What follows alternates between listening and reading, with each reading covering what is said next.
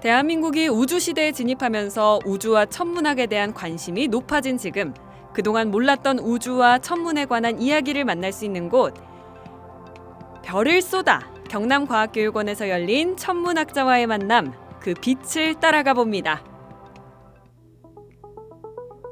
대형 공룡과 함께 수많은 화석 표본이 반기는 이곳은 경남 진주시 진성면에 위치한 경남과학교육원인데요. 평소에도 어린이 학부모들의 방문이 꽤 있는 곳인데 오늘도 손님이 많네요. 우리 경상남도 교육청 과학교육원은요, 2007년 11월 1일자 여기 진성으로 이전해서 왔습니다. 여기는 학생과 교사와 학부모와 그리고 일반 도민들이 많이 활용을 하고 있습니다. 과학을 알면 새로운 세계가 보인다. 즐기면서 배우는 체험중심 과학관을 지향하는 경상남도 교육청 과학교육원. 마음 가볍게 전시 관람도 가능하고 본격적으로 시간을 내면 체험도 가능하다는데요. 해설사님, 그러면은 과학교육원은 어떻게 이용이 가능할까요? 저희는 월요일과 공휴일은 휴관이고 나머지 주말을 포함한 평일은 전부 관람이 가능하시고요. 그리고 10시부터 12시까지 관람 가능하시고 12시부터 1시까지는 저희가 화석 전시관과 자연사관이 관람 가능하신데, 화석 전시관은 저희가 지금 공사 중이라서 3월 말까지 이용이 조금 힘든 점 양해 부탁드리고요. 그리고 오후에는 1시부터 5시까지 또 관람이 가능합니다. 과학체험관과 천체투영관, 천체관측실, 발명체험교실까지 연간 7만 명의 학생들이 방문해 과학에 대한 흥미를 키워가는 경남과학교육원.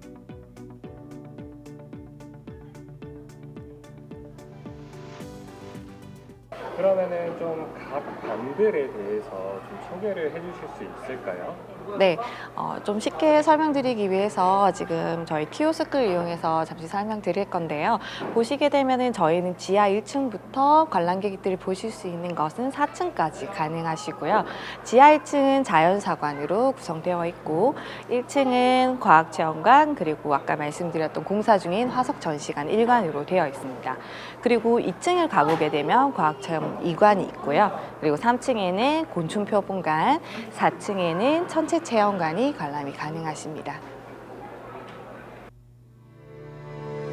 평소에도 과학에 관심 있는 학생, 보호자들의 방문이 많았던 경남과학교육원. 오늘은 특히 천문 우주에 관심 있는 학생들이 가득 찾아왔는데요. 바로 천문학자와의 만남을 위해서입니다. 오늘 여긴 어떻게 오게 됐어요? 엄마하고 아빠가 여기를 오자고 신청을 하셔서 왔어요. 평소에 아들이 우주 천문학에 대해 관심이 많아서 이번 기회를 통해서 그 천문학자의 얘기를 들으면 좋을 것 같아서 오게 됐습니다. 예. 천문학자와의 만남에 앞서 천체체험관을 둘러보며 태양계와 은하에 대해 자연스레 익힌 학생들. 천문학자와의 만남을 앞둔 지금, 아이들은 어떤 배움을 기대하고 또 고대하고 있을까요? 올해 5학년 되는데 학교의 과학 시간에 천체 배워가지고 엄마가 신청해서 오게 됐어요. 올해 5학년 올라가는데 학교에서 배우는 이제 별자리라든지 우주에 대해서 공부를 좀 하다 보니까 그 과학관 홈페이지 보고 이제 좋은 강연이 있어서 신청하게 됐습니다. 천체투영관 공간에 대해서 좀 소개를 좀 해주실 수 있으실까요? 이 천체투영관은 우주 공간을 시뮬레이션 할 수 있는 공간인데요. 천문이 일반적인 학생들한테 많이 어려운 학문으로 접해집니다. 하지만 이곳에서는 공간적 그리고 시간적 제약을 좀 뛰어넘을 수가 있습니다. 그래서 우리 교과 과정에 나오는 천문학적인 내용을 학생들이 좀 더 이해할 수 있게끔 쓰일 수도 있습니다. 천문학이 좀 어렵다고 느끼시는 학생들, 천체투영관에 꼭 한번 와보시길 바랍니다. 그러고 보니 여기 보통 강의실이 아닙니다. 강의가 진행되는 천체투영관의 자리를 잡고 천장에 펼쳐지는 천문 관련 영상물을 보며 별자리의 비밀도 들어보는데요. 와, 멋지죠?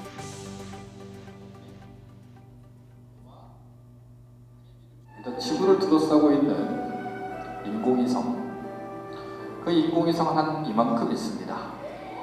엄청 많죠. 실제로 가동하고 있는 건 10%에서 20%밖에 안 됩니다. 나머지는 전부 다 우주 쓰레기예요. 자, 우리 토성 고리가 있습니다. 목성엔 있나요, 없나요?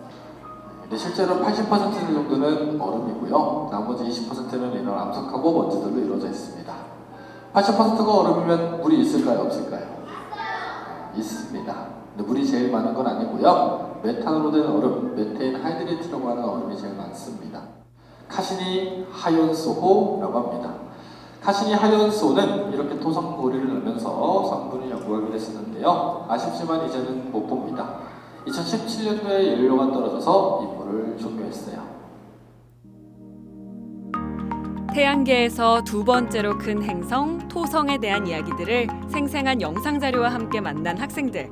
그리고 토성을 비롯한 행성을 연구하는 과학자들의 이야기에도 더욱 귀가 쫑긋 섭니다. 저는 이렇게 강연 제목을 우주를 담는 생각의 그릇, 천문학은 우주를 담는 생각의 어떤 그릇이다 하고, 천문학은 어떤 일을 하고, 그리고 저는 제 연구 분야가 이제 외부은하입니다. 흔히 천문학자들을 세계 0.01%의 직업이라고 하는데요. 우주만큼 멀리서만 존재할 것 같은 천문학자들의 이야기를 우리 지역 가까이에서 만나보는 기회. 이럴 때 궁금했던 것들 다 물어봐야죠.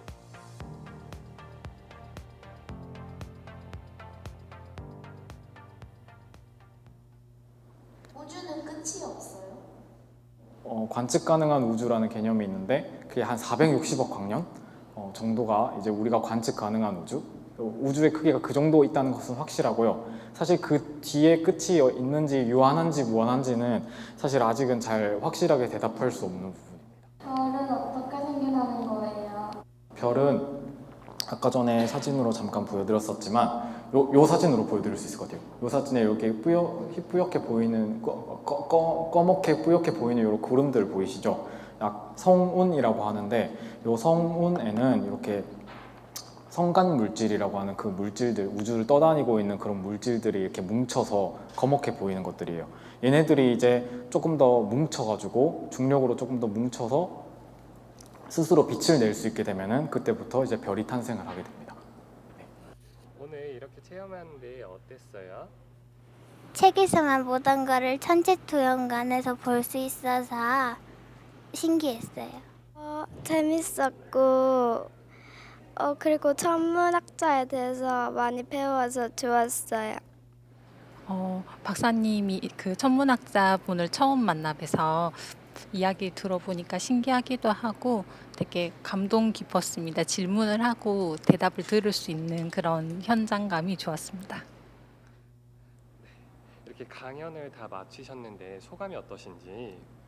네, 먼저 긴 시간 동안 강연 들어주셨던 분들께 정말 감사드리고요. 또 이렇게 굉장히 천문학이라는 분야가 좀 생소하고 일상생활이랑 동떨어져 있는 부분이 분명히 있음에도 불구하고 이런 호기심으로 찾아와 주신 분들께 그 호기심 잃지 말고, 또 우리 천문학자들이 이제 우주를 탐구해 나가는 과정을 정말 관심 있게 지켜봐 주셨으면 좋겠습니다.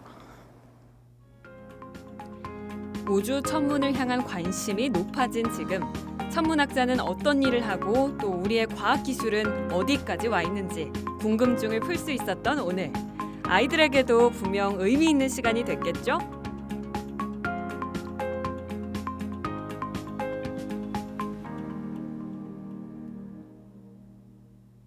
앞으로의 목표는 뭘까요? 경상남도 지역에서 천문 우주에 대한 궁금증을 가지는 학생이 있거나 학부모님들이 계시다면 언제든지 찾아오셔서 그 갈증을 해결할 수 있게끔 노력하겠습니다. 천문학자의 생생한 이야기를 통해 우주를 향해, 하늘을 향해 한 걸음 더 가까이 다가갔던 날. 우주 천문에 관심 있는 아이들에게 뜻깊은 하루가 됐길 기대하며, 과학과 우주를 사랑하는 친구들, 경남과학교육원으로 꼭 한번 놀러 오세요.